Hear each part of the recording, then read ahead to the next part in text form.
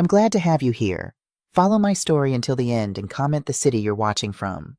I love you so much. My name is Catherine Brooks. I'm 68 years old and I'm about to tell you how a funeral, a will, and a man I hadn't spoken to in 26 years completely turned my world upside down. The walls of the lawyer's office were lined with leather-bound books. Some legal, most decorative. Sunlight filtered through tall windows, casting a warm glow across the polished oak desk. My son Jason sat beside me with a smug smile, leaning close enough that I could smell his expensive cologne and see his gold cufflinks gleaming under the light. "You gave up your rights the day you walked out, Mom," he whispered. "Don't expect a dime from Dad's will." I didn't answer. I just looked straight ahead at the lawyer, Mr. Samuel Morgan, a gray-haired man with sharp eyes behind round glasses. He gave a small, almost amused smile. Then he cleared his throat. "You might want to stay for this," he said. I didn't blink, just folded my hands in my lap, still in the same place they'd been since I walked in 10 minutes earlier. 2 weeks before, I had been kneeling in my small garden, pulling weeds from around my tomato plants when the phone rang. I live in a rented duplex outside of Westville, near the Smoky Mountains. It's cozy and quiet, just woods, a gravel road, and a creek that floods when it rains. Simple, but it's home. I almost didn't answer the call. In my experience, unexpected calls usually bring telemarketers or wrong numbers, but something, perhaps that sixth sense we develop as we age, made me brush the dirt from my hands and reach for the phone. "Is this Catherine Brooks?" a woman asked. "Yes, speaking." "My name is Shauna. I'm calling on behalf of the Reynolds estate." That stopped me cold.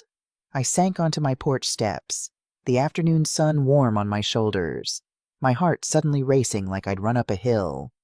"I'm sorry," I said, my voice barely steady. "Did you say estate?" "Yes, ma'am. I'm calling to inform you that Mr. Marcus Reynolds passed away on March 6th. You're listed as a named individual in the execution of his will." I didn't say anything right away. The world seemed to tilt slightly. Marcus gone. A man who had once been the center of my universe was no longer in this world. I hadn't spoken his name out loud in years, not since Jason's college graduation, when I'd murmured, "Your father will be there too," half under my breath. "I'm sorry for your loss," she added. I nodded, even though she couldn't see me. "Thank you," I managed to say, surprised at the genuine grief that washed over me. Despite everything, despite the years and hurt, there was still grief. The conversation was brief. She told me where and when the reading would be held and that it was important I attend. I asked her twice if she was sure it wasn't a mistake. "No, ma'am, you were listed personally by Mr. Reynolds." When I hung up, I sat there a long time, watching the garden hose drip into the soil as the sun began its descent behind the trees. I thought of Marcus as he was when we first met, young, vibrant, filled with music and dreams. I thought of him as he became ambitious, distant, cold. And now he was neither. Just gone. I hadn't seen him since 1999. That was the day I packed my car and drove away with 2 boxes of clothes, a cracked microwave, and our son's birth certificate in a folder on the front seat. The day I chose my dignity over a hollow marriage. The divorce wasn't friendly. It wasn't clean. We dragged each other through court like we were strangers fighting over a parking spot. But deep down, I think we both knew it was a long time coming. After the call, I went inside and made myself a cup of tea, the way my mother taught me, strong enough to stand a spoon in it, with just a touch of honey. My hands trembled slightly as I reached for the old wooden box on my bookshelf. I hadn't opened it in years. Inside were a few photographs, our marriage certificate, and some letters from the early days. There was one picture of Marcus at the piano, head tilted back, eyes closed, fingers splayed across the keys. He looked so alive then, so connected to something beyond himself. As I was putting the box away, a folded newspaper clipping fell out. I didn't remember saving it. The article was dated 2015, almost 10 years ago. The headline read, "Anonymous Donor Funds $2 million Music Program in Asheville Schools." There was a quote from the school superintendent thanking the generous benefactor who insisted on remaining unnamed. What caught my eye was the small photo accompanying the article. It showed students playing in a new music room, and in the background, barely visible through a window, was a man watching. Even from that distance, I recognized Marcus's profile. He was older, grayer, but it was him. I'd never seen this article before, never knew he'd done this. I folded the clipping and put it back in the box, wondering what else I didn't know about the man I'd once shared my life with. My days now are usually simple. I water my tomatoes in the morning while listening to the birds, cardinals, and chickadees mostly. Sometimes I sit on the porch with my neighbor Nora, who's 82 and remembers when rotary phones were high-tech. We trade newspaper clippings and compare which joints are aching that day. Most Sundays I walk to the little Baptist church at the end of the road, not because I'm especially religious, but because I like the music. The old pews worn smooth by generations, and the way Pastor Jim says everyone's name when they walk in as if we all matter. But in the days after that call, nothing felt simple anymore. I found myself thinking about Marcus more than I had in years, about who he'd become after I left, about the man who would name me in his will after 26 years of silence. The morning of the funeral, I stood in front of my closet wondering what to wear. Not the black dress I'd worn to my sister's funeral, too somber for a man who'd been out of my life for decades. I settled on a navy blue dress I'd bought on sale last year but never worn. Not black I wasn't performing grief, but respectful enough. I drove the 2 hours to Asheville with the radio off, just the sound of the road beneath my tires and my thoughts keeping me company. What was I doing? What did I expect to find I wasn't going for closure that had come years ago? Or so I'd thought. Maybe I just needed to see for myself that this chapter was finally, truly over. The chapel sat on a hill overlooking the city. Long driveway, stone walls, white pillars clean and cold like money always is. The kind of place where you don't raise your voice and you don't show your shoes if they aren't polished. I parked my car near the back, away from the black SUVs and luxury sedans. Mine was the only one with a cracked bumper and a cloth seat cover I'd sewn myself from an old quilt practical. Like me, I walked in alone. The place was full, almost every pew taken. Men in dark suits, women in heels and pearl earrings. Phones tucked into handbags but never fully turned off. Some looked up when I walked down the side aisle. I saw recognition in a few eyes, those from the old days. People who knew me when I stood beside Marcus before he grew into someone people watched from a distance. Their faces didn't soften. They turned back to their programs, dismissing me as easily as turning a page. I found an open seat near the back, settling in quietly. At the front, Marcus's photo was framed in silver. He looked younger in it, maybe 50, smiling just enough to seem approachable, but not so much that you'd think he was soft. That was how he built his image-controlled warmth. Even now, in death, he was selling something. I didn't cry. I'd done all that crying years ago in kitchens and parking lots and motel rooms. This was just another stop on a long road I never expected to travel again. The service began. A few speakers came up his business partner, a longtime employee, someone from the city council. They talked about growth and vision, about how he'd come from little and built something big. They said things like strategic mind and unshakable discipline. No one mentioned music. No one mentioned the young man who could play piano for hours, lost in jazz riffs and melodies only he could hear. Then Jason walked to the podium. My son. He looked like he belonged up there. Sharp suit, straight back, calm face. His voice carried through the room with the confidence of a man used to attention. My father was the kind of man who saw opportunity where others saw walls, he said. He wasn't just building a business, he was building a legacy. He spoke for almost 10 minutes, all of it clean and professional. He mentioned values, determination, hard work. He thanked the crowd for believing in his father's vision. He didn't mention family. He didn't say anything about me. He didn't mention how his father used to hold him on his lap at the piano, guiding his tiny fingers over the keys. I didn't expect him to, that Jason was gone, replaced by this polished stranger who spoke in sound bites.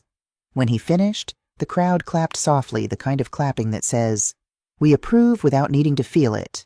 I kept my hands in my lap. After the service, I stood off to the side as people filed out.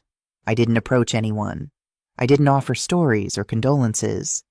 I was just there, like a ghost visiting a life I once inhabited.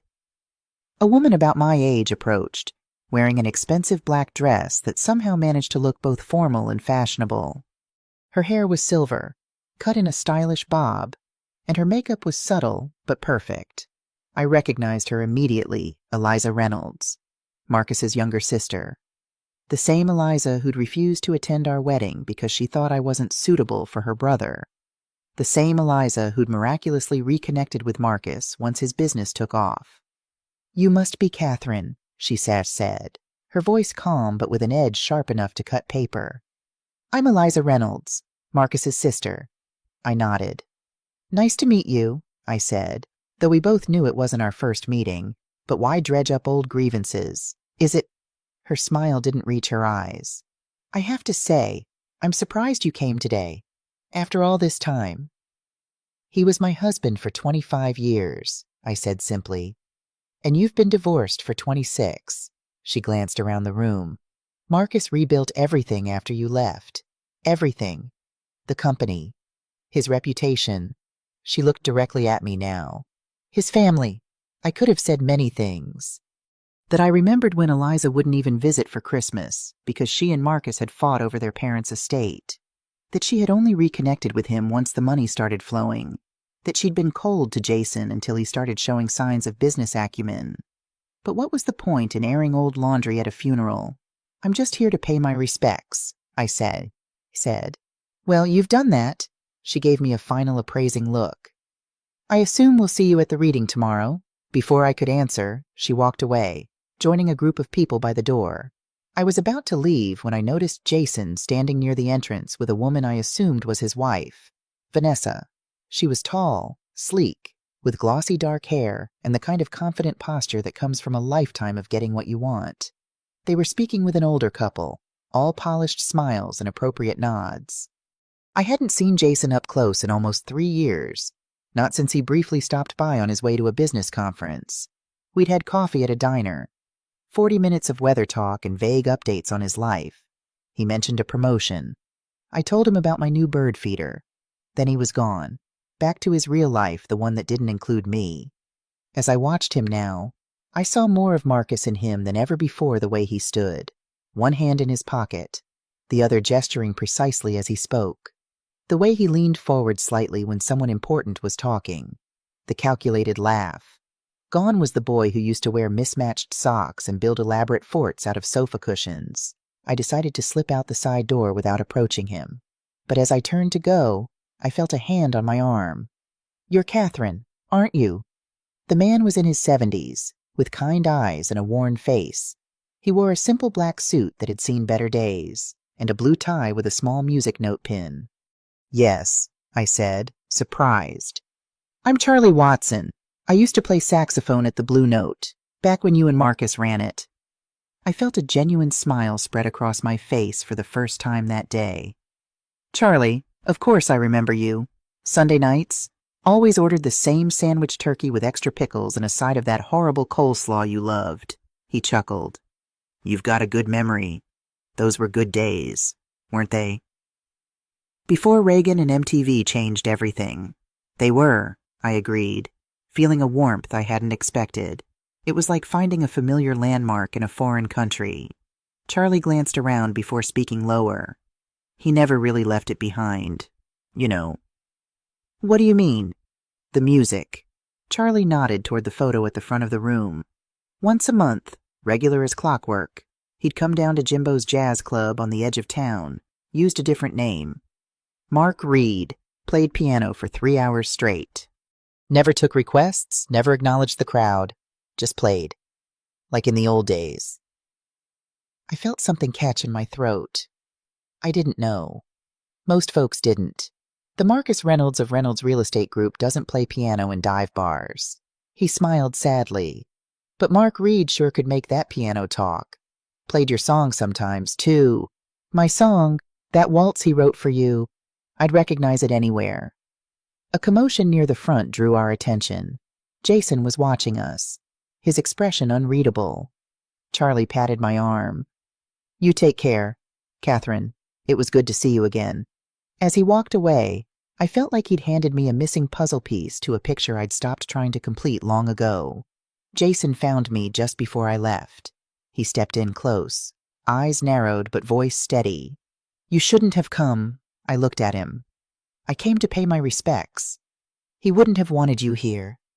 He said you walked away." I didn't respond right away.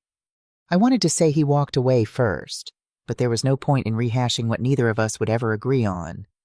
"He didn't leave you anything, you know," he added. "So don't get any ideas. Just don't make a scene." I almost smiled. "I'm not here for money, Jason. I'm here because I was married to the man for 25 years. That counts for something, even if you don't think it does." He shook his head. "This is a business gathering. Don't turn it into something else." Then he turned and walked off before I could say more. A petite woman with sleek dark hair approached, her heels clicking purposefully on the marble floor. She wore a black dress that probably cost more than my monthly rent. "Mrs. Brooks." Her smile was practiced and cool. "I'm Vanessa, Jason's wife. We haven't officially met." "Nice to meet you," I said, though it wasn't. Not really. "I just wanted to introduce myself, since Jason mentioned you'd be at the reading tomorrow." She looked me up and down, her assessment barely concealed. "It's interesting that Marcus included you after all this time." "Yes, it is," I agreed, giving away nothing. "Jason has worked so hard to build the company with his father. He's been the backbone of operations for years now." Her tone was conversational, but her message was clear. "I'm sure Marcus recognized that in his arrangements." "I'm sure he did what he thought was right," I replied. She smiled tightly. "Well, we look forward to putting all this behind us and moving forward. The company has some exciting developments coming up. Jason has brilliant plans." I nodded. "I'm glad to hear it. If you'll excuse me, I should be going." As I walked away, I could feel her eyes on my back, calculating, assessing. I didn't turn around. I didn't drive straight home. I parked 2 blocks away from the lawyer's office and sat in the car for a while, watching people walk by in suits and heels, checking their watches, carrying their cups of coffee like props in a play about important people doing important things. I thought about what Charlie had said, about Marcus playing piano under a different name, about the newspaper article and the anonymous donation, about the man I'd known and the man he'd become, and whether they were as different as I'd always believed. As I sat there, I felt the weight of Marcus's death settle on me properly for the first time. Not just the end of a life, but the end of possibilities of questions that would never be answered, of conversations that would never happen. Even after all these years of silence, there had always been the possibility. Now there was only the certainty of what would never be. Back before the money, before the lawyers, before the bitterness, Marcus Reynolds was a man who played piano like he meant it. We met in Mobile, Alabama in the summer of 1972. Vietnam was still raging, Watergate was just beginning, and American Pie played on every jukebox in town. I was working at a small gift shop downtown, selling postcards and handmade candles. I wore bell-bottoms and platform shoes like everyone else, my hair long and straight with bangs that needed constant trimming. He came in asking for directions to a jazz club, wore a linen shirt too big for him, and carried sheet music rolled up in his hand. His hair was longer than was still considered respectable in Alabama, and he had the focused intensity of someone who lived inside his own head. We got to talking and he invited me to see him play that night. I didn't go, but the next day he came back, brought me a cup of sweet tea and asked again. That time I went. The club was small, smoky, with red tablecloths and candles stuck in wax-covered Chianti bottles, very 1970s chic. He wasn't famous, not even close, but when he sat behind that piano, something shifted in the room. He didn't play for applause. He played like it was the only way he knew how to speak. I watched him from the corner of the room, one hand on my drink, the other on my knee, and I thought, this man lives in the music. It was the most attractive thing I'd ever seen, not his face or his clothes, but that complete surrender to something he loved. We started dating not long after that. Long walks through downtown, late-night breakfasts at Waffle House. He used to hum to me when I was tired, brushing his fingers against my wrist while we sat on the porch. He had big ideas. Said one day he'd open a music cafe, not just a place for coffee and sandwiches, but a real space for local musicians. A place where folks could feel something. I believed in that dream. I still do. We got married in the spring of 1974. We didn't have much. My wedding dress cost $52 from a second-hand shop. His suit didn't quite fit in the shoulders, but we laughed through the whole ceremony. We were in love. And back then, that felt like enough. In 1976, we opened the Blue Note, just a 2-room shop with a piano in the corner, second-hand furniture, and framed black and white photos of old jazz legends. We served coffee, sandwiches, and sweet rolls I baked at home. On Friday nights, Marcus would play for hours while people drank cheap wine and clapped along. Sometimes local kids would bring their guitars or harmonicas and join in. It wasn't fancy, but it had heart. Those were the best years of my life. The years before ambition and resentment crept in like unwelcome guests who never leave. Our first employees were a mix of college students and jazz enthusiasts who worked for little more than free coffee and the chance to be part of something special. There was Lily, an art student who painted our menus by hand, Miguel, who washed dishes and occasionally played trumpet, and Arthur Jenkins, a retired accountant who handled our books in exchange for a sandwich and a place to sit and listen to music all day. Arthur was the one who first saw potential beyond the cafe. "You know," he told Marcus one day, "this building's going up for sale. You should consider buying it." Marcus laughed. "With what money?" "Art." Arthur shook his head. "There are ways. Investment partners, small business loans. This location's going to be worth something someday." That conversation planted a seed. Marcus started talking to local businessmen who came into the cafe. He began to see opportunities where before he'd only seen walls. Jason was born in 78. I still remember the way Marcus cried when he first held him, said he'd teach him the piano one day, said our boy would have music in his bones. For the first few years, Jason grew up in the cafe, napping in a playpen in the back room, charming customers with his toothy grin. Marcus would hold him on his lap while playing simple tunes, guiding Jason's tiny fingers over the keys. "Feel that," he'd say. "That's what life sounds like." Those early days were beautiful in their simplicity. We didn't have much, but we had each other and the cafe and the music. That was enough. But somewhere in the early 80s, something shifted. It started small. Marcus began taking side gigs outside the cafe weddings, business luncheons. Then Arthur convinced him to go in on a small investment property, a duplex they renovated and rented out. "It's a safety net," Marcus explained when I questioned the time it was taking away from the cafe. "For Jason's future." Then came more rental homes, a storage unit franchise, a car wash. The piano gathered dust. He still played, but not like before. Not for joy, more like out of habit, when no one else was around. I asked him once if he missed it. He said, "Music doesn't pay the bills. Kath, that stung. We used to say it wasn't about the bills. We used to believe that music fed something bills couldn't touch. The cafe started losing money, not because it wasn't loved, but because Marcus's time was going elsewhere. Eventually, he sold it. Didn't even ask me first. Just came home one day and said it was done. Said it was time to scale up. I remember standing in our tiny kitchen holding a dish towel, staring at him like I didn't recognize who I'd married. The man who once played Moonlight in Vermont, with his eyes closed, swaying to a rhythm only he could feel, was now talking about market values and ROI. "We can always open another cafe later," he said, not meeting my eyes. "When we're more established," but I knew then we never would. The Blue Note was gone, and with it, a piece of the man I'd married. Arthur became Marcus's full-time business partner. They opened an office downtown, hired staff, started wearing suits to meetings.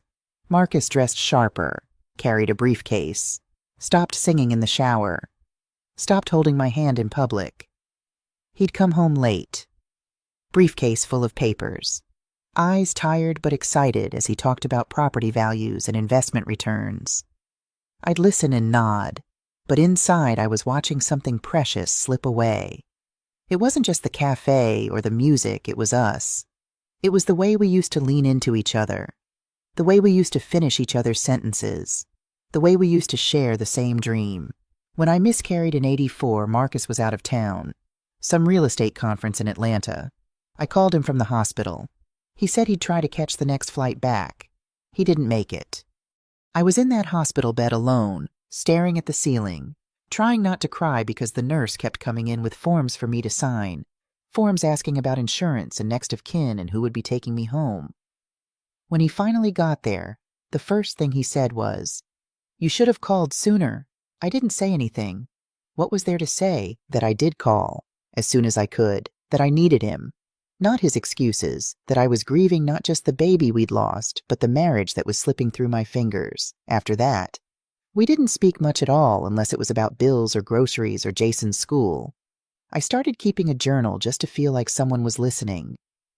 I wrote about missing the cafe, about missing the man Marcus used to be, about missing myself, the woman who believed in dreams. I don't know exactly when the affairs began. There wasn't some big reveal or confrontation. Just signs. He'd get texts at odd hours. Started keeping his phone face down on the table. I'd find receipts for dinners I didn't eat, necklaces I didn't wear. One night, I sat on the porch and waited until he came home at 2 a.m. I asked him if he was in love with someone else. He looked tired. Not guilty, just tired. "I don't know," he said. "Does it matter?" I didn't yell, didn't throw anything. I just nodded, got up, and went inside. I slept in Jason's room that night. The next day, I started packing. The company was growing by then, Reynolds Real Estate Group, with offices in Charlotte and plans to expand to Atlanta. Marcus was becoming someone people recognized at Chamber of Commerce meetings, someone whose name appeared in the business section of the local paper. But at home, he was a ghost, a man who moved through rooms without leaving any trace of himself behind.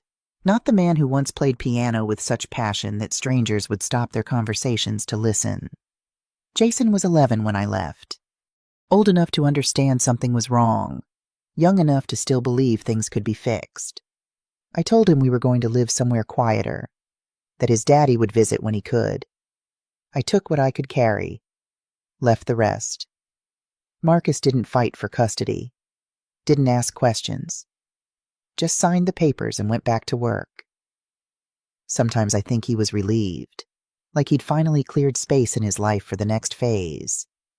But when I let myself go there, in quiet moments like this, I imagine him sitting at the piano in that empty house late one night, playing something soft. Not for a crowd, not for me. Just because he missed who he used to be. The man who played Catherine's waltz with his eyes closed, swaying to the music of our shared dreams. I chose silence over suffering, but I never stopped hearing the piano. I didn't drive straight home after the funeral. Instead, I found myself following a familiar route through downtown Asheville, past new boutiques and coffee shops that hadn't existed when this was my city. Everything looked different, yet somehow the same, like meeting an old friend who'd had extensive plastic surgery. The bones were recognizable, but the features were all wrong. Without fully intending to, I parked across the street from what used to be the Blue Note. The building was still there, though it had been transformed several times over. Currently, it housed an upscale bakery with outdoor seating and a chalkboard sign advertising gluten-free pastries. I sat in my car for a long moment, remembering how it used to be: the mismatched chairs, the scarred wooden tables, the smell of coffee and Marcus's cologne as he bent over the piano. There was a time when I knew every creak in those floorboards, every chip in those mugs, every note of every song that filled that space. Now I was just another stranger looking in from the outside. I was about to drive away when I noticed a small brass plaque beside the bakery's entrance. Curious, I got out of my car and crossed the street. On this site from 1976-1982, the Blue Note Cafe fostered local jazz talent and created community through music. the plaque read. At the bottom, in smaller text, established by Marcus and Catherine Reynolds. My name. There it was, literally etched in brass, acknowledging something I thought had been erased from history.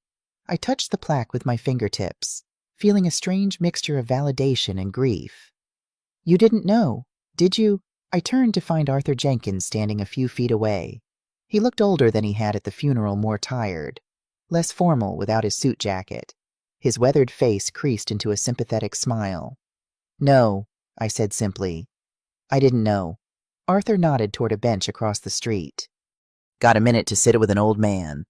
We settled on the bench, watching as people entered and exited the bakery, most of them young professionals clutching paper cups and staring at phones. In our day, people lingered over coffee, had actual conversations, listened to the music. Times change, I suppose. Marcus had that plaque installed about 5 years ago, Arthur said. Didn't make a big deal of it, didn't hold a ceremony or notify the press. Just had it put up one day. Why? I asked. Arthur shrugged. He never said, but that was around the time he started playing again those nights at Jimbo's that Charlie mentioned. I looked down at my hands, noticing how the veins stood out more than they used to. Age has a way of making us more transparent, inside and out. I don't understand. After all these years, why would he? People change, Catherine. Not always for the better, but sometimes they find their way back to who they were meant to be. I wasn't sure I believed that. The Marcus I'd known had vanished long before I'd packed my bags. The man who played Catherine's waltz with his eyes closed had been replaced by someone who saw life as a ledger sheet. You two built something special here, Arthur continued, gesturing toward the building. Before the money, before the company. Something real. And he threw it away, I said, unable to keep the bitterness from my voice. Arthur sighed. Yes, he did. And no, he didn't. At my confused look, he explained. The cafe, yes, but the Blue Note wasn't just a place. It was an idea that music matters, that it connects people. He lost sight of that for a long time. But in his own way, I think he found it again. We sat in silence for a moment, watching as a young couple emerged from the bakery, laughing about something private. They reminded me of Marcus and me, back when we were young and everything seemed possible. Did you know, Arthur said finally, that Marcus anonymously funded a complete renovation of the old Baldwin Theater on Commerce Street, turned it into a nonprofit music venue and education center. They offer free lessons to kids who can't afford them. I shook my head. No, I didn't know that. He was complicated, Catherine. Not a good husband to you. Certainly not a perfect father to Jason, but there were parts of him you never saw the man he became later. I thought about the newspaper clipping I'd found, the anonymous donation to music programs. I'm beginning to understand that. Arthur patted my hand, his palm rough against my skin. The reading's tomorrow, isn't it? I nodded. Don't be surprised by what you hear, he said cryptically. Then he stood, a little stiffly. I should go. Take care, Catherine. I watched him walk away, his slight limp more pronounced than it had been during the funeral. When he reached the corner, he turned back. Oh, and Catherine, for what it's worth, he never forgot who helped him build that first foundation. Never. With that, he was gone, leaving me with more questions than answers. That night in my hotel room, I lay awake for hours, thinking about Arthur's words, about the plaque with my name on it, about the man Marcus had been and the man he'd become, about the son we'd created together and how far he'd drifted from both of us. Outside my window, the Asheville night was alive with music drifting up from the streets below, a saxophone wailing, drums keeping time, voices raised in laughter. Once, this had been our dream, to be part of a city that lived and breathed music. Now it felt like a dream I'd had so long ago I could barely remember the details. My phone pinged with a message. It was from Jason. The reading is at 2 p.m. tomorrow. Don't be late. No mom, no pleasantries, just a demand thinly disguised as information. I didn't respond. Instead, I got up and dug through my purse until I found the newspaper clipping about the anonymous music program donation. I looked more closely at the photo, at the blurry figure watching the children play. It was definitely Marcus, but there was something in his posture, a softness, a vulnerability that reminded me of the young man who used to close his eyes when he played piano, lost in the music. I fell asleep with the clipping on my nightstand, dreaming of jazz notes and laughter and a time when everything seemed possible. The next morning, I drove to the address on Oak Hills Lane, our first home together. I wasn't sure why I went there. Curiosity, perhaps, or maybe some need to connect with the beginning before facing whatever came next. The house looked different, new paint, landscaped yard, a swing set in the backyard suggesting a young family lived there now. I didn't get out of the car. Just sat across the street for a few minutes, remembering how proud we'd been when we'd signed the mortgage papers, how we'd celebrated with cheap champagne in plastic cups because we couldn't find the boxes with our glasses, how Marcus had carried me over the threshold, both of us laughing so hard he nearly dropped me. As I drove away, my phone rang. Unknown number. Hello, Mrs. Brooks. This is Eliza Reynolds. Her voice was tense, controlled. Yes, I'm calling about today's reading. A pause. I think it would be best if you didn't attend. I almost laughed. Excuse me. It will only complicate things. Marcus may have included you as a formality, but your presence will make this more difficult for everyone, especially Jason. I was invited by the estate, Ms. Reynolds, I said, keeping my voice level, and I intend to be there. You walked out, she said, her composure slipping. You left when things got hard. You don't deserve anything from my brother's estate. I pulled over to the side of the road, suddenly too angry to drive safely. You don't know anything about why I left. And frankly, it's none of your business. It becomes my business when you show up 26 years later with your hand out. I never asked for anything, I interrupted. I'm attending because I was specifically named in the will. If that makes you uncomfortable, perhaps you should ask yourself why. I hung up before she could respond, my hands shaking slightly. Clearly, Eliza knew something I didn't, something that made her nervous enough to try to keep me away from the reading. I took a deep breath, collected myself, and continued driving toward the lawyer's office. Whatever was coming, I would face it with dignity. I'd survived worse. After the divorce, Jason and I moved into a small apartment behind a laundromat. The constant hum of dryers became the soundtrack to our new life, not quite the jazz melodies of our past, but steady and reliable in its own way. Jason was quiet those first few weeks. He missed his room, his friends, his father. At night, I'd hear him crying softly in his bed, trying not to let me hear. During the day, he'd put on a brave face, helping me unpack boxes and arrange furniture in our new space. Is this home now? He asked on our third night, looking around at the bare walls and secondhand furniture. Yes, sweetheart, this is home. He nodded solemnly. Can I paint my room blue? Of course you can. That weekend, we bought paint at the hardware store and spent all day transforming his small bedroom. By evening, we were both splattered with blue, exhausted but laughing. It was the first time I'd heard him laugh since we'd left. I found work managing a diner off the highway early mornings, late afternoons, home in time to help Jason with homework and make dinner. The pay wasn't great, but the owner, Frank, was kind. He let Jason sit in the counter after school, doing homework and drinking chocolate milk while I finished my shift.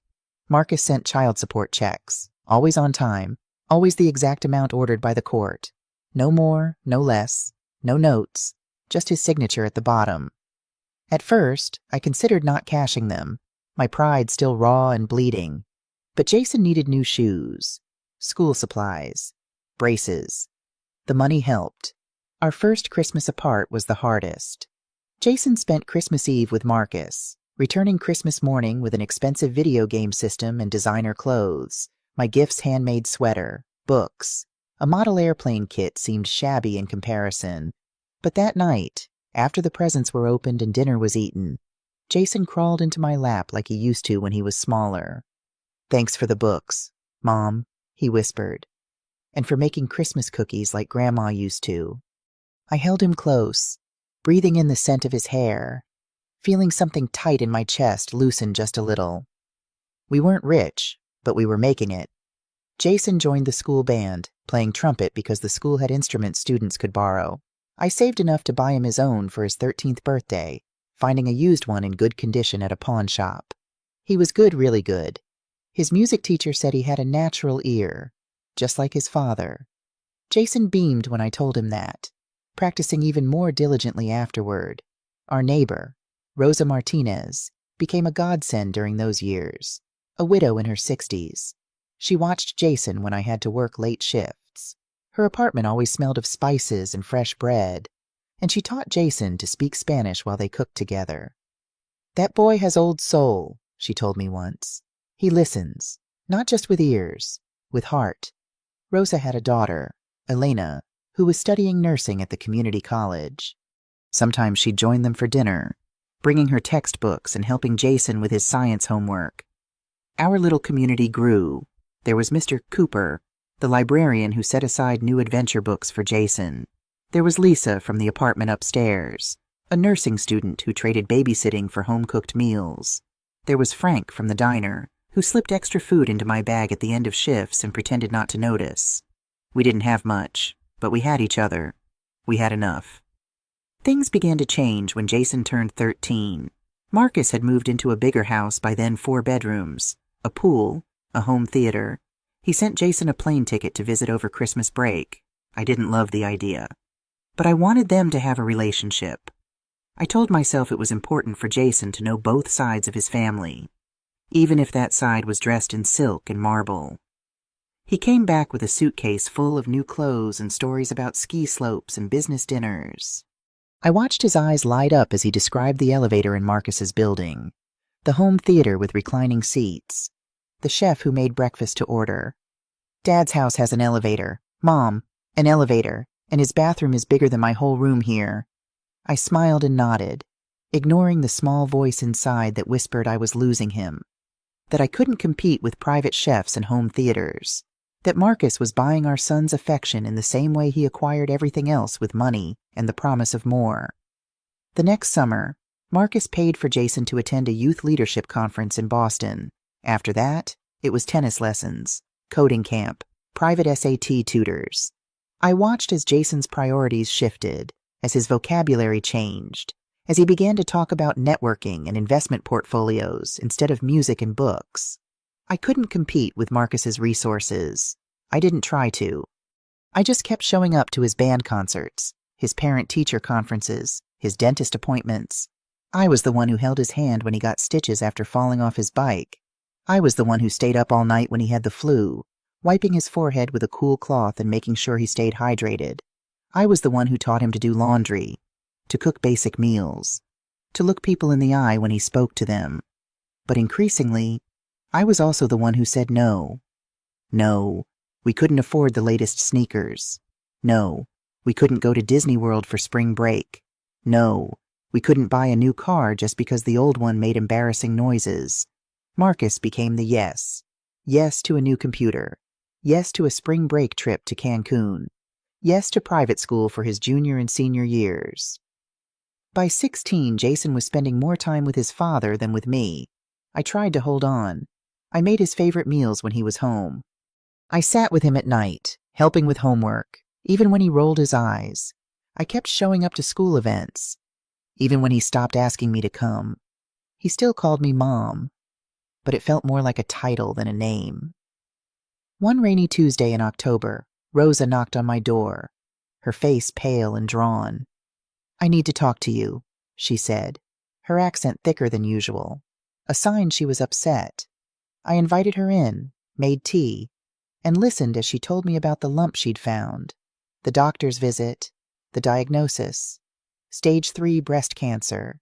She needed surgery, then chemotherapy.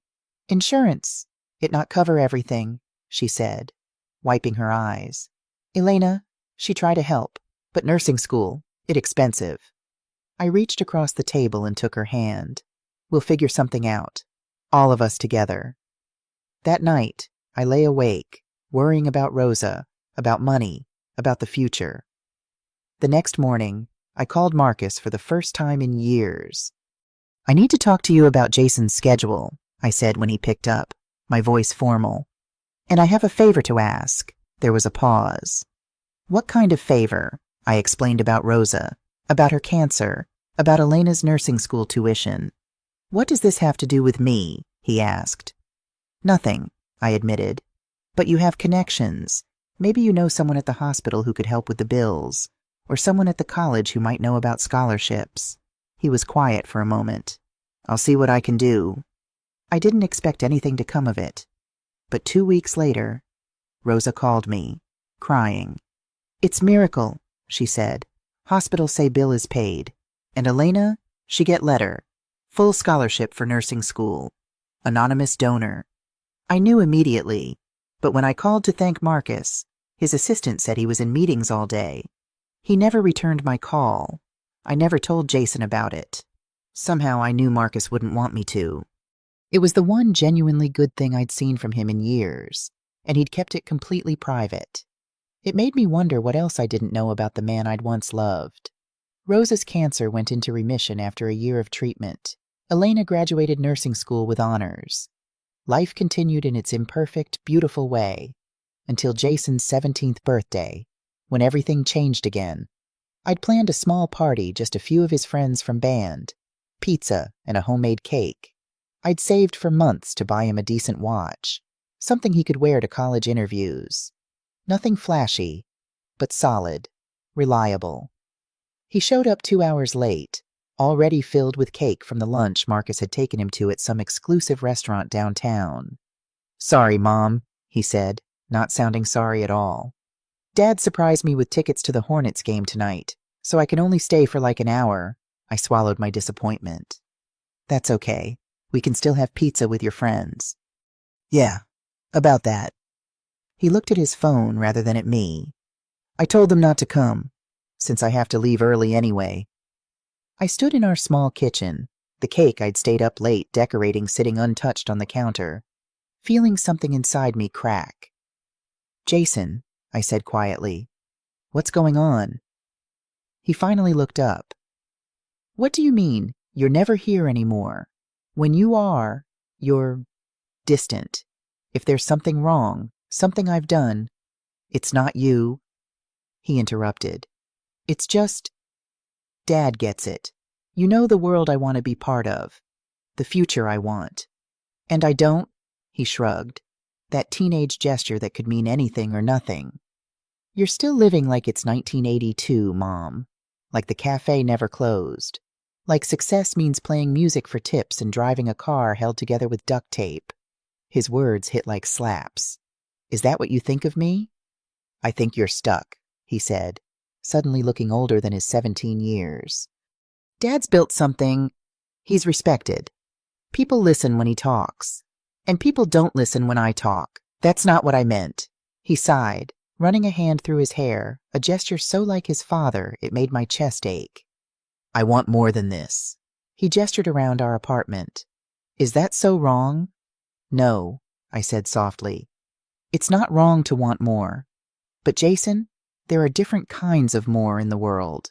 He rolled his eyes. Yeah, I know. Money isn't everything. Happiness can't be bought. I've heard the speech. Because it's true. Maybe for you. He checked his phone again. I should go. Dad's waiting. I watched him walk out, leaving the watch box unopened on the table. 2 weeks later, he told me he wanted to live with his father full time. I wasn't surprised. I'd felt it coming, like distant thunder before a storm. Still, the reality of it left me breathless, as if someone had pressed all the air from my lungs. If that's what you want, I managed. It's closer to school, he said, as if proximity was the deciding factor. And Dad can help more with college applications. I nodded, not trusting myself to speak. We packed his things that weekend. Marcus sent a moving truck for the larger items: his desk, his dresser, his trumpet and music stand. As Jason carried the last box out to his car, a brand new Audi, Marcus's latest gift, I handed him an envelope. What's this? He asked. Just some pictures, some recipes you liked when you were younger, my parents' address in Florida if you ever want to visit them. I paused. And my door is always open. Always. He took the envelope, looking uncomfortable. "Thanks, Mom. I'll call you once I'm settled." He didn't. Not for 3 weeks. When he did call, the conversation was brief, full of awkward pauses and surface-level updates. After that, I saw Jason only on major holidays, his birthday if he wasn't too busy, and the occasional dinner when guilt or obligation brought him to my door. Our conversations became increasingly shallow weather talk, surface updates on work or school, polite inquiries that neither of us really wanted to answer truthfully. I watched from the sidelines as he graduated high school, then college. I sat alone at his graduation ceremonies, clapping loudly when his name was called, then slipping away before having to make small talk with Marcus and his new wife, Rebecca. After college, Jason joined Reynolds Real Estate Group. By 30, he was a full partner in the firm, overseeing the Charlotte office while Marcus ran operations from Asheville. Along the way, he married Vanessa, a marketing executive with perfect hair and a calculated smile. I wasn't invited to the wedding. Jason called the night before to explain. "It's just going to be small. Mom, intimate. Vanessa's family and a few close business associates. I understand," I said, though I didn't. "We can have lunch sometime soon," he offered. "I'll bring pictures. I'd like that." He sent the pictures by mail instead. Glossy professional shots of a wedding that looked anything but small or intimate. At least 50 guests in formal attire, champagne flutes raised toward a beaming couple. Marcus front and center, arm around a young blonde woman who must be Rebecca. I studied my son's face in those photos, looking for traces of the boy who once sat on my lap during thunderstorms, who made me Mother's Day cards covered in glitter, who played trumpet in our living room while I clapped and cheered. He looked happy, I supposed, successful, confident, but also like a stranger. I sent a gift, a handmade quilt I'd worked on for months, stitching in fabric from his childhood a piece of his first band uniform, a square from the t-shirt he wore to his first concert, a bit of the curtains from his blue bedroom. I received a typed thank you note 2 weeks later, not in Jason's handwriting, probably sent by Vanessa's assistant. Still, I kept trying. I sent birthday cards. I called on holidays. I mailed homemade cookies that probably arrived stale. I followed his career through the business section of the newspaper and through occasional updates from mutual acquaintances. I didn't give up on him because he was my son, because I remembered who he had been before the world got complicated. Because I loved him, unconditionally and without reservation, even when it hurt. I was sitting on my porch the day I got the call about Marcus's death. The wind had picked up, and dark clouds threatened rain. I'd been reading, but found myself instead watching the storm approach, thinking about nothing in particular. When the phone rang, I almost didn't answer, but something intuition perhaps made me reach for it.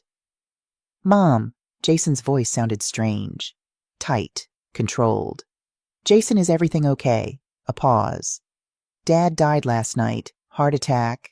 I closed my eyes, feeling a complex wave of emotions I couldn't immediately identify: grief for what once was, regret for what might have been, and strangely, a sense of finality. The last chapter of a book I'd stopped reading long ago had finally been written. "I'm so sorry, Jason," I said, meaning it, despite everything. I would never have wished him gone. The funeral is Friday, followed by the reading of the will on Monday. His tone was businesslike, as if discussing a routine transaction. "You should know you're mentioned in the will." "I am." I couldn't hide my surprise. "Apparently, probably just a formality." Another pause. "Anyway, I thought you should know. Thank you for calling. Jason, are you doing okay?" "I'm fine, busy with arrangements." His voice softened slightly. "He was a good man, Mom. Whatever happened between you two, he built something important, something that matters." I thought about the plaque outside the blue note, about the anonymous music program donation, about Rosa's medical bills and Elena's scholarship. "Yes," I said. "I believe he did." After we hung up, I sat on the porch until the rain came, thinking about the complicated legacy of Marcus Reynolds, about the man I'd married and the man he'd become, about the son we'd created together and how far he'd drifted from both of us. And now, sitting in the lawyer's office. I was about to discover what final message Marcus had left for us both. Jason wasn't always his father's son. Once, he was mine too, a little boy with my stubborn chin and Marcus's soulful eyes. A child who could spend hours lost in a book or building elaborate structures with blocks. A boy who sang off-key in the shower and left his socks in odd places around the house. I remember his first day of school after the divorce. We'd moved to a new district, so he didn't know anyone. I watched from the car as he walked into the building, his backpack almost as big as he was, his shoulders squared with determination. I cried all the way to work, worried about how he'd cope, if he'd make friends, if he'd feel the absence of his father. When I picked him up that afternoon, he was chattering excitedly about his teacher, the class pet hamster, and a boy named Miguel who had shared his cookies at lunch. "Are you okay, sweetie?" I asked, searching his face for signs of distress. "I'm okay," he said, then added thoughtfully, "School is different here. But different isn't always bad. Right, Mom?" "Right," I agreed, feeling a surge of pride at his resilience. Different isn't always bad. For the first few years after the divorce, Jason thrived in his own quiet way. He made friends easily. His teachers praised his intelligence and creativity. He joined the school band in 5th grade, choosing the trumpet because it's the loudest, Mom. He spent every other weekend with Marcus, coming home with stories about movies they'd seen or restaurants where they'd eaten. Marcus was, by all accounts, an attentive father during those brief visits. He attended Jason's band concerts when his schedule allowed. He called on birthdays and holidays. He remembered to send gifts for Christmas and special occasions. But he wasn't there for the everyday moments. He didn't help with homework on Tuesday nights or attend parent-teacher conferences or know that Jason was allergic to strawberries but ate them anyway because he loved them. I was there for all of it, the fevers, the friendships, the first crush, the failed math test, the triumph of making first chair in the band. I was the constant, the foundation, the home base, until I wasn't. The change happened gradually, then all at once, like a slow-moving landslide that suddenly picks up speed. It coincided with Jason's entry into adolescence, that fragile time when children begin to define themselves against their parents rather than alongside them. Marcus's increasing wealth and status became more alluring to a teenage boy trying to find his place in the world. Weekends with his father now included country club lunches, introductions to important people, discussions about investments and business strategy. "Dad says I have a good head for business," Jason told me one evening, his voice casual but his eyes seeking approval. "You have a good head for lots of things," I replied. "You're smart and creative and kind." He frowned slightly. "Being kind doesn't get you very far in the real world." "I disagree. I think kindness is exactly what the real world needs more of." He rolled his eyes, the universal teenage signal that a parent has said something hopelessly naive. The summer he turned 15, Marcus arranged for him to intern at Reynolds Real Estate Group, a largely symbolic position that nevertheless gave Jason his first taste of the corporate world. He came home with business cards that read, "Jason Brooks, Junior Associate," and stories about board meetings and client lunches. "Dad's teaching me how things really work," he said, lounging on our second-hand couch in khakis and a button-down shirt I'd never seen before. "How to negotiate, how to read people, how to win." "Win what?" I asked. He looked at me like I'd asked why the sky was blue. "Everything. Mom, life is about winning." Marcus's philosophy, not mine, but I bit my tongue. Arguing would only push Jason further away. Instead, I tried to maintain our connection through the things that had always bonded us: music, books, cooking together on Sunday evenings. Sometimes it worked. Sometimes I'd catch glimpses of my sweet boy beneath the increasingly polished exterior, like the night of a terrible thunderstorm when the power went out. We sat in the dark kitchen, lighting candles and telling ghost stories like we used to when he was little. For a few hours, it was just us again, laughing, connecting, present. But those moments grew rarer as Jason spent more time in his father's world. His speech patterns changed, adopting Marcus's clipped, authoritative tone. His wardrobe evolved from typical teenage casual to business casual. Even his posture shifted. developing the same straight-backed confidence that Marcus projected. By 17, the transformation was nearly complete. The final stage came after he moved in with Marcus full-time. I saw him less and less frequently after that. When I did see him, he was increasingly like a visitor from another planet, polite but distant, interested in my life only in the most superficial way. College only accelerated the process. Marcus paid for Duke University tuition, housing, expenses, a new car. Jason majored in business and economics, joined a prestigious fraternity, and interned at financial firms during summer breaks. I attended his graduation, sitting alone in the vast auditorium, searching for my son among the sea of identical caps and gowns. Afterward, I found him surrounded by friends and Marcus's business associates. He introduced me briefly, his smile not quite reaching his eyes. "Mom, this is Professor Hendricks, Dad's old college roommate. He's on the board at First National Bank." "Nice to meet you," I said, extending my hand. The man looked me up and down, taking in my simple dress and sensible shoes. "Likewise," he said, already turning back to Jason. I left soon after, driving home alone while Jason attended a celebration dinner hosted by Marcus at some exclusive restaurant downtown. After college, Jason joined Reynolds Real Estate Group officially.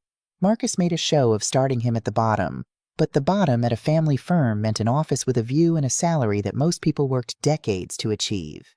To his credit, Jason worked hard. He stayed late, came in early, traveled whenever needed. He absorbed everything Marcus taught him about the business and then pushed further, bringing in new ideas about technology and marketing that helped the company expand even more rapidly. Within 5 years, he was named VP of Operations. Within 8, he was a full partner.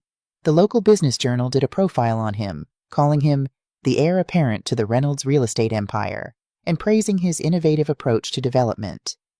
The article included a photo of Jason and Marcus standing side by side in matching suits, looking out over the Asheville skyline.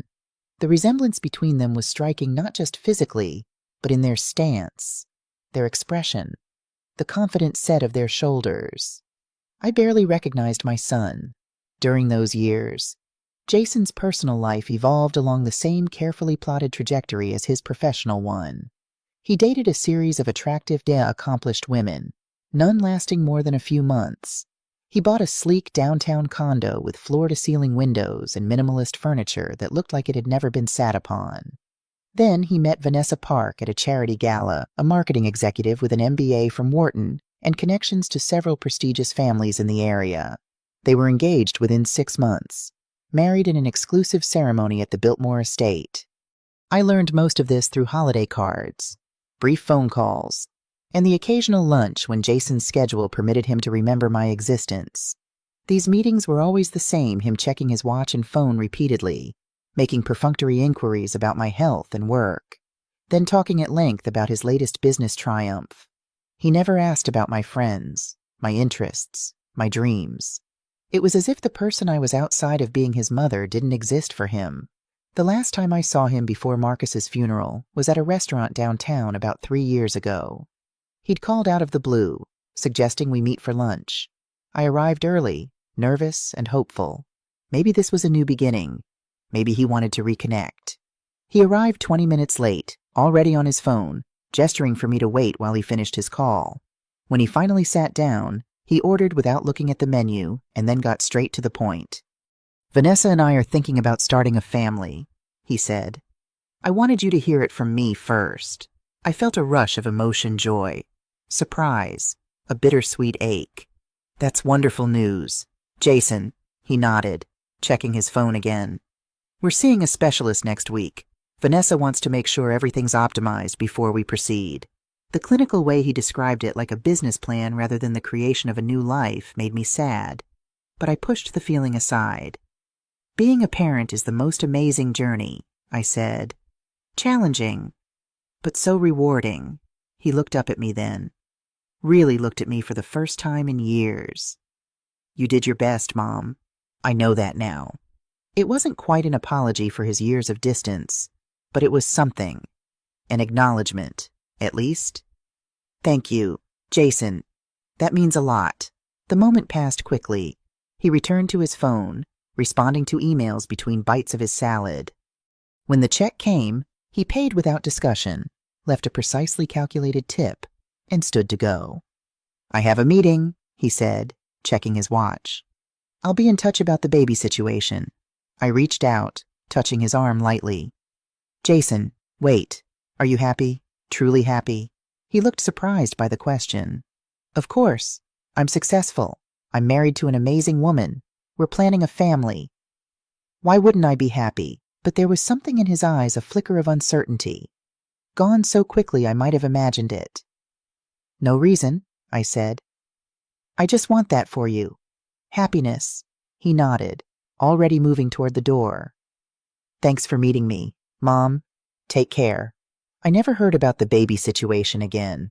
I didn't know if they'd changed their minds or if there were complications or if, like so many other things in Jason's life, I simply wasn't included in that chapter. And now here we were, sitting in Samuel Morgan's office, waiting to hear what Marcus had left behind. Jason sat beside me, confident that his father had cut me out completely, that everything would go to him as the dutiful son, the heir, the one who stayed. But Mr. Morgan was smiling at me in a way that suggested otherwise, and I felt a strange mix of vindication and sorrow. Whatever came next would change everything again. At 4:00 p.m. sharp, I walked into the law office. Same polished floors, same quiet receptionist who led me down a hallway into a conference room with a long table and leather chairs. Jason was already there, sitting at the far end with a tablet in front of him.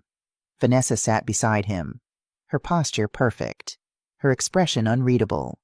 Eliza Reynolds was there too, seated across from them, her silver bob gleaming under the recessed lighting. Mr. Morgan, the lawyer, greeted me with a nod. "Glad you could join us. Mrs. Brooks." I gave a polite smile and took a seat across from Jason. He didn't say a word, just glanced at me briefly before returning his attention to his tablet. Vanessa offered a tight, practiced smile that never reached her eyes. The air in the room was stiff. A pitcher of water sat in the center of the table, untouched. A stack of folders sat at Mr. Morgan's right. He took off his glasses, cleaned them with a cloth, then looked at us all. "Well," he said, smiling just a little, "let's begin." Jason straightened in his chair like a man about to be crowned, and I sat still, not expecting anything, but bracing anyway, because something about that smile told me this wasn't going to go the way anyone expected. Mr. Morgan opened the folder with slow, steady hands, like this was just another day for him. Maybe it was, but for everyone else in that room, everything was about to shift. He adjusted his glasses, looked down at the first page, and spoke clearly. "This is the last will and testament of Marcus Joseph Reynolds, signed and notarized on January 22nd, 2025. Jason leaned back in his chair, arms crossed, that little smirk still tugging at the corner of his mouth. He was already planning what to buy, where to invest, how to make a statement with his inheritance. That much was clear. The lawyer cleared his throat and continued. "To my son, Jason Marcus Brooks, I leave the Lake House property in Greenwood County, South Carolina, along with all furnishings therein. I also leave him $300,000 in securities to be transferred from my managed investment accounts." Jason gave a quick nod like he was confirming something he already knew. Mr. Morgan kept reading. "These gifts are contingent on Jason's continued service as Chief Executive Officer of Reynolds Real Estate Group for a minimum of 3 years following my death or until the company is dissolved or sold. Failure to meet this condition will result in the forfeiture of both the property and financial bequest." That caught Jason off guard. His head lifted, eyes narrowing. "Excuse me," he said, voice calm but edged. He wanted what Mr. Morgan looked up. He made it clear. "Jason, you must remain in your current position for at least 3 years unless the company is sold or legally dissolved. Otherwise, these items revert to the estate." Jason scoffed. He knew I was considering stepping down. We talked about it. "I can only go by the document," Morgan replied. "And this is what your father signed." Jason straightened his tie, trying to regain control. He didn't like surprises. Marcus probably knew that. The lawyer turned to the next page. "To my sister, Eliza Jean Reynolds. I leave my collection of antique jazz records and memorabilia, along with $100,000 to be paid in a lump sum from my personal accounts. Eliza's face tightened. She had clearly expected more. Her fingers drummed once on the table before she controlled them. To Arthur Jenkins, my oldest friend and business partner, I leave my shares in the Baldwin Theater Foundation and $250,000 in gratitude for his years of loyalty and wisdom. I smiled slightly at that. Arthur deserved recognition for all he'd done. To Elena Martinez, daughter of Rosa Martinez, I leave $150,000 to be used for her continuing education or professional development in the medical field. My breath caught. Elena Rosa's daughter, the one Marcus had anonymously helped with nursing school. How had he kept track of her all these years? To the Blue Note Music Education Initiative, I leave $5 million to establish a permanent endowment for music education programs in Asheville Public Schools. The Blue Note, our cafe's name, living on in a program I'd never heard of. Another piece of the puzzle that was the man Marcus had become. The lawyer turned to the next page, and the room grew still. Even Jason sat straighter, his confidence visibly wavering. To my former wife, Catherine Jean Brooks. The lawyer paused, looking up at me over his glasses. I felt my heart quicken, not from expectation of money, but from the strange sensation of hearing my name in Marcus's final testament, of being acknowledged after all these years. Leave the controlling 51% ownership of Reynolds Real Estate Group, including voting rights and board authority. There was a moment of stunned silence. Then Jason made a choked sound, half laugh, half disbelief. What? Mr. Morgan continued without pausing. I also leave her the residential property located at 23 Oak Hills Lane, Atlanta, Georgia, and $35 million in liquid assets held in trust since 2004 under her name. I blinked. I thought I'd misheard. My mind had to loop those words a few times before they landed. Jason turned to me, stunned. His mouth opened, but nothing came out at first. You're kidding, he finally said. This is a joke, right? Some kind of mistake. I didn't say anything. I couldn't. My hands were folded tightly in my lap. I hadn't moved. This is ridiculous, he said, now standing. She had nothing to do with the business. She's not even in the family anymore. She wasn't in his life. She wasn't in our lives. He pointed across the table at me like I was a problem to be solved. You probably talked him into this, he said. What did you do? Show up last year pretending to care. I haven't seen him since 1999, I said quietly. Oh, come on, he snapped. You think I believe he just handed over his company to you out of guilt? You left. You walked away. The lawyer finally looked up. Mr. Brooks, please sit down. There's more. Jason didn't move. There must be a revised version, he said, or some sort of side agreement. Dad was smart. He wouldn't leave the business in her hands.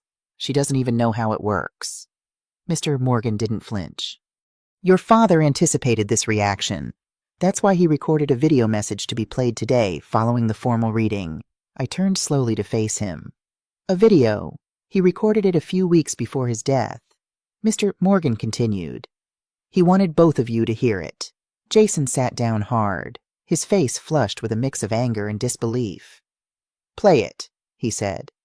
Let's hear the explanation for this insanity. Morgan reached under the desk, opened a drawer, and pulled out a small tablet. He tapped the screen a few times, then set it up so we could all see. And there he was, Marcus, sitting in a leather chair, wearing a simple black sweater, no tie, no rings, just him and the camera. His hair was thinner. His face looked more tired than I remembered, but his eyes, they were sharp, clear. If you're watching this, he said, then I'm gone. And if you're both sitting there, then things went the way I wanted. He leaned forward slightly. Jason, I imagine you're upset. You probably think this was a mistake. It's not. I made this decision after years of thinking it through. This isn't about revenge.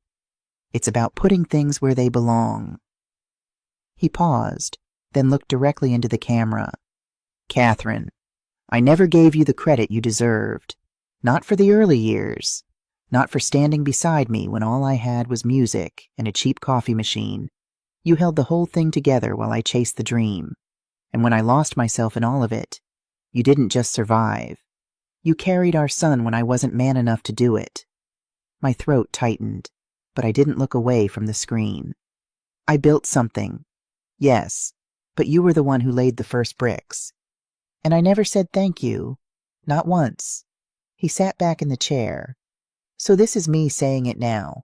The company, the assets, the trust they go to you because I want what's left of my name in the hands of someone who knows the value of things that don't come with a dollar sign.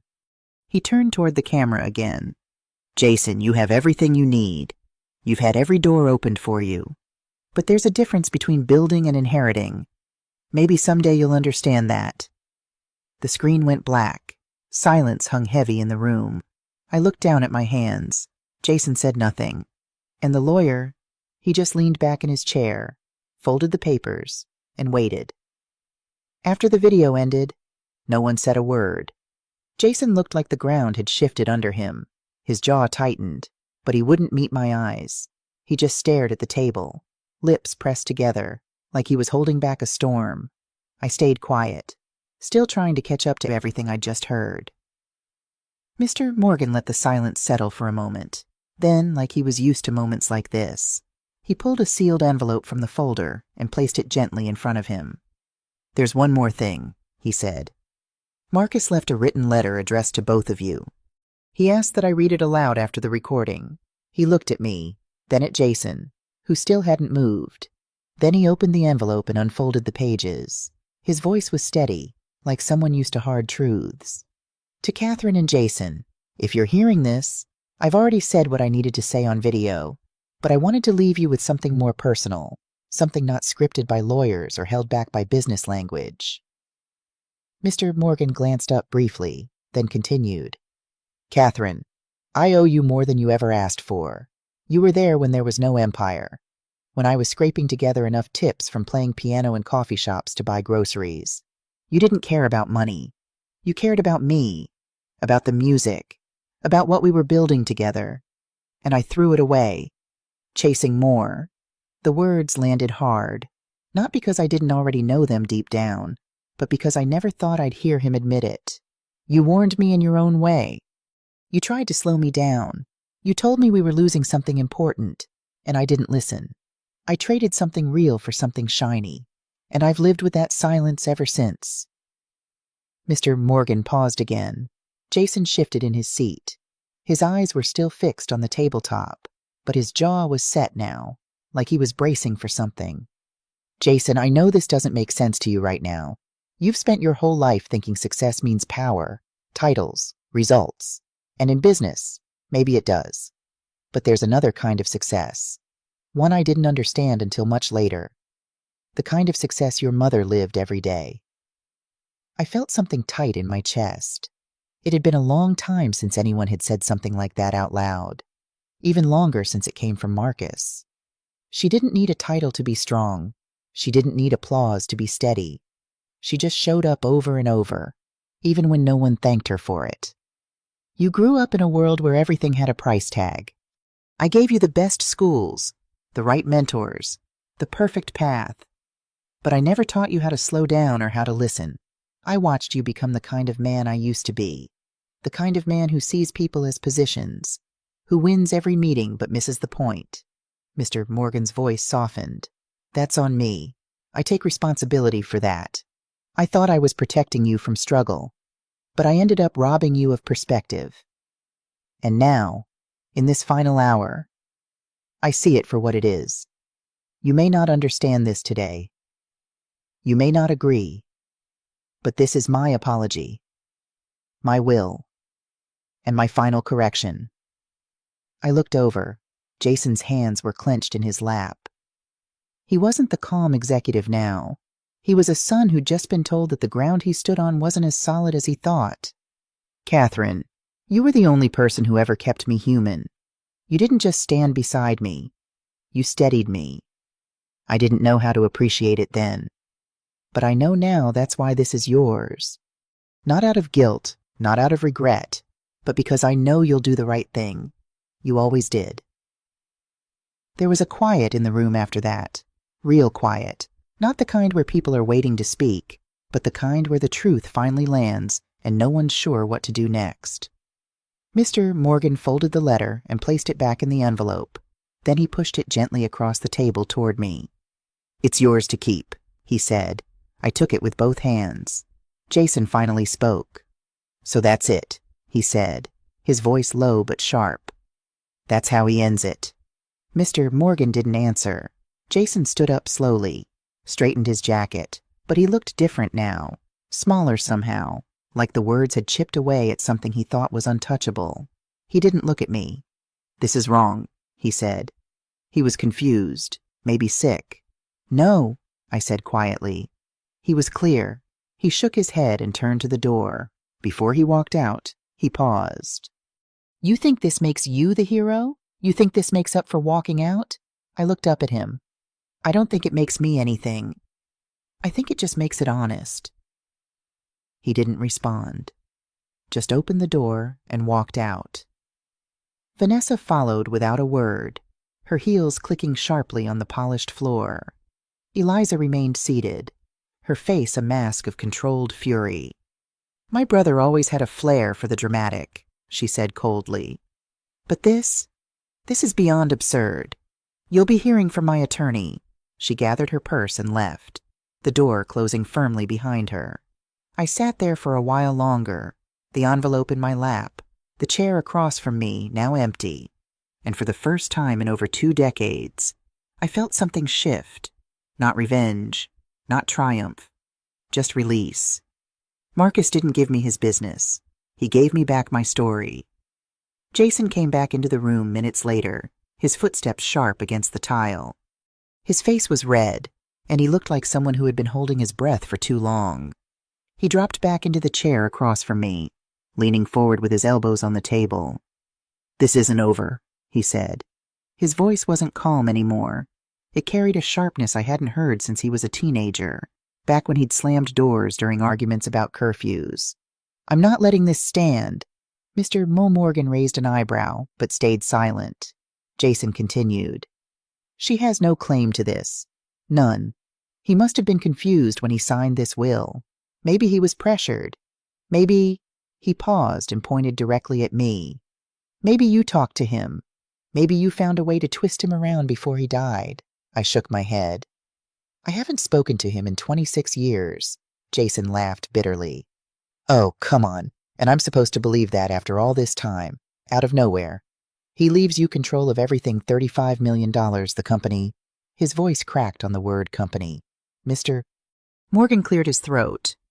"Mr. Brooks, I can assure you that your father's will was prepared with the utmost care. He underwent a full medical evaluation 8 weeks before signing. Both mental and physical health were certified by 2 separate physicians." Jason turned sharply toward the lawyer. "You're telling me he was of sound mind when he wrote this, when he decided to throw away years of my work and hand it all to—" He stopped, glancing at me. "To someone who hasn't been part of this family in decades." Mr. Morgan remained calm. "Your father was deliberate. He reviewed the terms multiple times and confirmed his wishes in writing and on record." Jason stood up again, running a hand through his hair. He paced the room like a man searching for something to break. "This is insane," he muttered. "He built all of this with me by his side. I worked for him. I gave up opportunities because he asked me to. And now he leaves it all to her." He stopped and looked at me.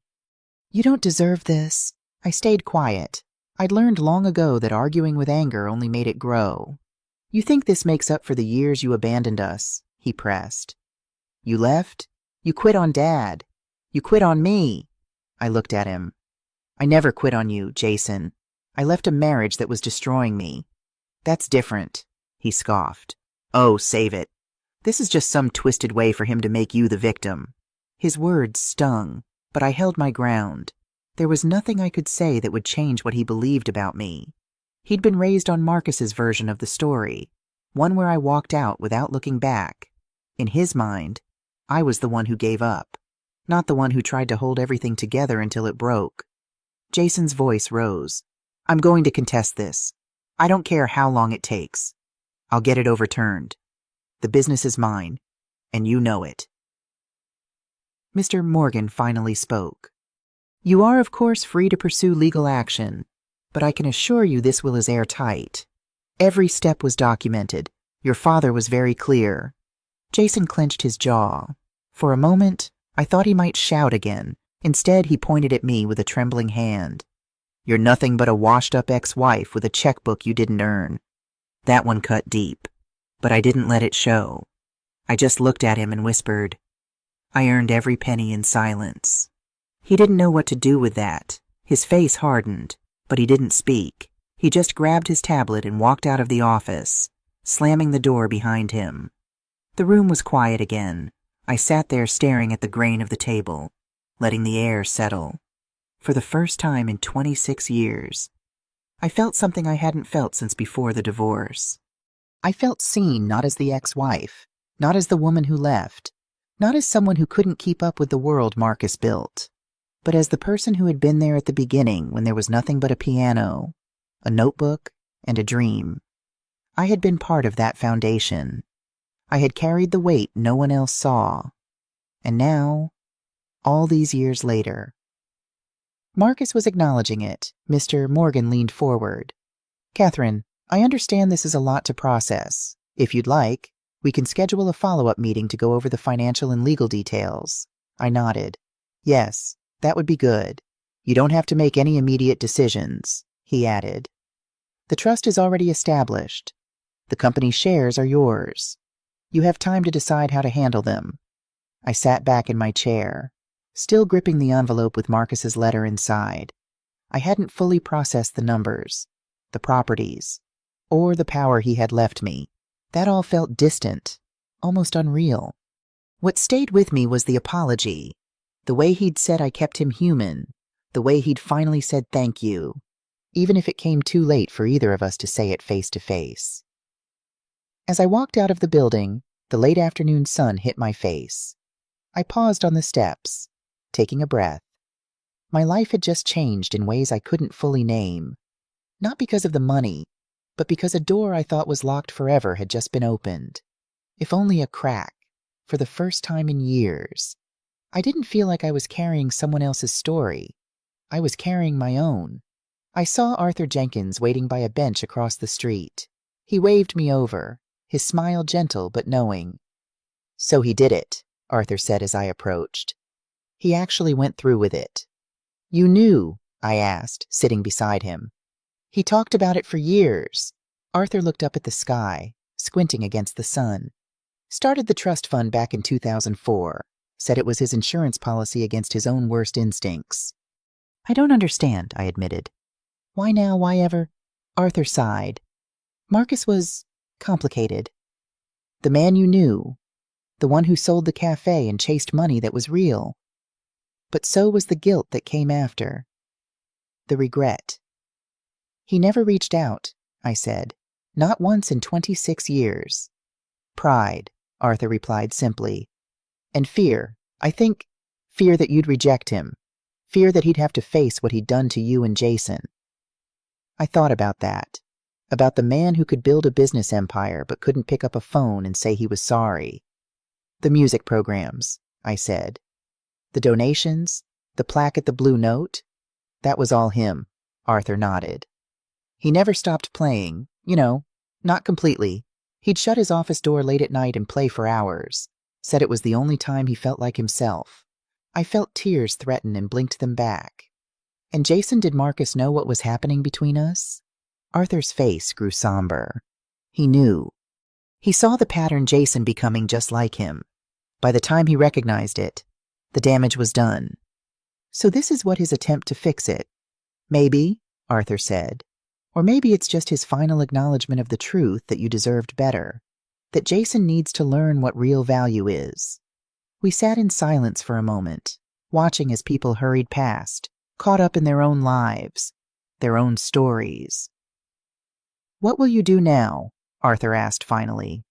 I looked down at the envelope in my hands, thinking about the words inside, about the company that was now somehow mine, about the son who looked at me like a stranger.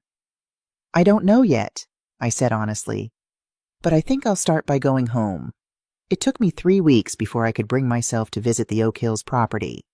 The lawyer had sent the keys by certified mail. They came in a plain white envelope with a typed note confirming the title was transferred. I opened the envelope at my kitchen table, stared at the old brass key resting on my palm, and just sat there. The weight of it was heavier than it looked. I hadn't thought about that house in years, at least not consciously. I knew Marcus kept it as a rental. Over the years, it had been updated, repainted, landscaped to match the neighborhood's rising standards. But back in 1975, it was just a modest brick house on the edge of a quiet road, a starter home back when we had nothing but hope in each other. During those 3 weeks, I moved cautiously through my new reality. I met with Mr. Morgan and a financial advisor he recommended. I signed papers, opened accounts, learned phrases like liquid assets and board voting rights and controlling interest. Jason filed a preliminary legal challenge to the will, as he'd threatened. Mr. Paul Morgan assured me it had no merit and would likely be dismissed. Jason didn't call, didn't text. It was as if a final door had closed between us. I didn't make any big decisions. I didn't quit my teaching job or buy a new car or book a cruise around the world. Those things seemed trivial compared to the weight of what Marcus had entrusted to me.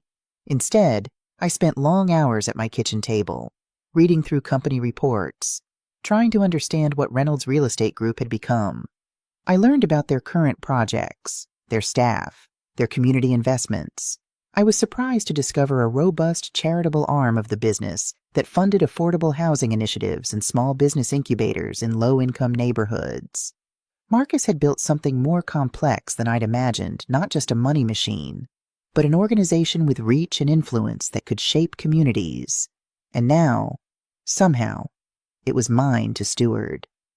When I finally drove to Oak Hills, the autumn sun was setting, painting the trees in gold and amber. I pulled into the driveway slowly, holding the key tight in my hand. Inside, it smelled like lemon polish and something faintly floral. The place was empty, but well-maintained. Hardwood floors, fresh paint, granite countertops. Nothing like the avocado green kitchen and orange shag carpet we once had. But the bones were the same. I wandered from room to room in silence. The living room, the old hallway, the back bedroom that used to be Jason's nursery. I touched the door frames, remembering where we once measured his height with a pencil. I ran my hand across the window ledge in the dining room where Marcus used to set his coffee while reading the Sunday paper. Then I stepped into the study. It had been converted into a home office with built-in shelves and a large oak desk. On the desk sat a sealed envelope with my name on it. My heart skipped. The handwriting was Marcus's, slanted, neat, and familiar in a way that made my chest ache. I sat down and opened it slowly. Catherine, if you're reading this, it means you came back. I wasn't sure you would, but I hoped you might. I wanted you to see the house. I kept it all these years. Had plenty of chances to sell it, but I couldn't. Something about this place always reminded me of who I used to be. Who we used to be. I kept reading, my fingers gripping the paper tighter with each line. You were right about everything. I just wasn't ready to admit it until it was too late. You told me once that I was becoming someone you didn't recognize, that the man who played piano on quiet Friday nights was disappearing behind board meetings and tax shelters. You were right.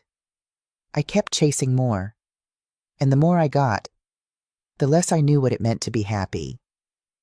I thought I was building a better life. Turns out I was just building distance. The words blurred for a moment. I blinked quickly, took a breath, and kept reading. There's something in the den I want you to see. I never got rid of it. Couldn't. It always reminded me of you. It always, see, if you still remember how to play that song, maybe give it one more try. M. I folded the letter slowly and placed it in my lap. My chest felt tight, but I stood up and walked down the hall to the den. And there it was, the old upright piano, the same one we picked up from a thrift store in downtown Mobile back in 1974. The bench had new upholstery, but the piano itself still had a chip on the corner and a few worn keys. I hadn't seen it in over 20 years. I sat down and lifted the lid. The keys were clean, slightly out of tune, but they still held their shape. I let my fingers hover for a moment. Then, without thinking too much, I pressed the first few notes. It was shaky. My hands weren't what they used to be, but the melody was still there. The song he wrote for me in the spring of 1976, it didn't have a name. We just called it Catherine's Waltz. He played it the night we signed the papers to buy this house. Back when our lives were full of possibility, before things got too big, too fast, and too cold. I played the notes slowly, one after the other, letting them ring into the quiet. I didn't cry. I didn't smile. I just sat there listening to the sound of something I thought I'd lost returning to me in pieces. A floorboard creaked behind me. I turned to find Jason standing in the doorway, his expression uncertain, almost vulnerable. "I knew you'd be here," he said quietly. I didn't stop playing, just turned back to the keys. "How did you know?" "Dad used to come here sometimes, sit at that piano for hours." He stepped into the room. I followed him once. He never knew I was watching. The revelation surprised me. When was this? 5, maybe 6 years ago. I'd never seen him play before. Not really. I continued the gentle melody, letting it fill the space between us. He was very good once. Jason moved closer, standing now at the edge of the piano. "That song, I remember it. You used to hum it when I was little." I nodded, finishing the final phrase before letting my hands rest on the keys. "Your father wrote it for me." There was a long silence. I could feel Jason struggling with something: anger, confusion, perhaps a glimmer of understanding. "I found his journals," he said finally, "after the reading. He kept them in his desk at home. Going back years." I looked up at him, waiting. "He wrote about you, about the cafe, about how it all started." Jason's voice was tight. "About how he drove you away, how he turned me against you." "Jason, no, let me finish." He took a deep breath. "My whole life, I thought I knew the story. I thought you left because you couldn't handle success, because you were living in the past. That's what he let me believe. What he encouraged me to believe." I stayed silent, giving him space to continue. "But in those journals, he wrote the truth about the affairs, about how he changed, about how he used me to punish you for leaving." Jason's voice broke slightly. "Why didn't you ever tell me?" "Would you have believed me?" I asked gently. He looked away. "Probably not." Another silence stretched between us, filled with 2 decades of misunderstandings and missed connections. "I've been so angry since the reading," Jason admitted. "Furious with him for giving everything to you. Furious with you for being you, I guess. For being the person he ultimately valued more than me." "That's not what this is about," I said. "This isn't about who he valued more. It's about setting things right. By cutting me out, by humiliating me." I shook my head. "Jason, look at what he actually did. He left you the lake house, the place you loved most growing up. He left you a substantial amount of money. He didn't cut you out. He just didn't give you everything." "He gave you the company," Jason said, his voice tight. "My company." "No," I said firmly. "Not your company. Our company started with money from our cafe, built on a foundation we laid together before you were even born." Jason started to protest, but I held up my hand. "And here's what you don't understand yet. I don't want to run Reynolds Real Estate. I don't want to take your job or your purpose. What I want is to make sure the company reflects the values it was founded on, not just profit, but community, music, connection." He looked skeptical. "What does that mean exactly?" "It means I'm keeping my controlling interest, but I want you to continue as CEO with some changes." I stood up from the piano bench, facing him directly. "The Blue Note Music Education Initiative. I want it expanded. I want music programs in every school and every community where Reynolds has developments." Jason's brow furrowed. "That's not profitable. It doesn't need to be." "That's the point. I moved closer to him. Your father lost his way chasing profits over purpose. I won't let that happen to his legacy. Or to you. So what, you're going to be my boss now? Jason asked, but the edge was gone from his voice, replaced by something like curiosity. I'm going to be your partner, I corrected. If you're willing. If not, I'll find someone else who understands what I'm trying to do. He stared at me for a long moment, seeing me, really seeing me perhaps for the first time in years.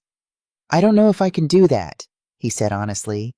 Be the kind of CEO you're talking about. I've been trained differently. You can learn, I said. Just like your father was starting to learn at the end. Jason glanced at the piano, then back at me. Something shifted in his expression, a softening, a crack in the armor he'd built around himself. Vanessa left, he said suddenly, after the reading. Said she didn't sign up for a husband who wasn't going to inherit an empire. I winced. I'm sorry, Jason, he shrugged, but I could see the pain beneath the gesture. Turns out Dad was right about one more thing. I married someone exactly like him, someone who valued the winning more than the person. I didn't know what to say to that. We stood in awkward silence until Jason spoke again. That day at the lawyer's office, when I said you didn't earn any of this, I was wrong. I didn't understand then. It wasn't quite an apology, but it was a start, a recognition of something true. Thank you for saying that, I said. He nodded, then looked around the room as if seeing it for the first time. So what happens now? Now, I said.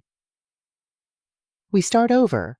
Not as mother and son, that relationship needs time to heal, but as two people who want to honor what Marcus built while making it better. And if I can't do that, if I'm too much like him, I smiled slightly, then I'll remind you of who you were before the world got complicated. Of the little boy who used to fall asleep in the back seat after school. Who loved trumpet and wanted to be a musician before his father convinced him that wasn't valuable enough. Something flickered in Jason's eyes, recognition, memory. Perhaps even longing. I don't know if I remember how to be that person, he admitted. I gestured toward the piano. Then maybe we start with this, with remembering that before there was Reynolds Real Estate, there was music. There was the Blue Note. There was a family. After a moment's hesitation, Jason sat on the piano bench. His fingers hovered over the keys uncertainly. I don't really know how to play, he said. That's okay, I replied, sitting beside him. I'll teach you. We'll start with something simple. And so, in the fading light of an autumn evening, in a house filled with ghosts and memories and possibilities, I placed my hands over my son's and showed him how to play the first notes of a song his father had written long ago, a melody that had been waiting all these years to be heard again. What would you do if the person who broke your heart left you their legacy? Would you walk away or finally sit down at the piano? If this story touched you or made you think of someone from your past, take a moment to like this video, share it, and drop your thoughts in the comments. And if you want more stories just like this one, real, raw, and honest, make sure to subscribe. You never know which story might echo something in your own life. Thanks for watching.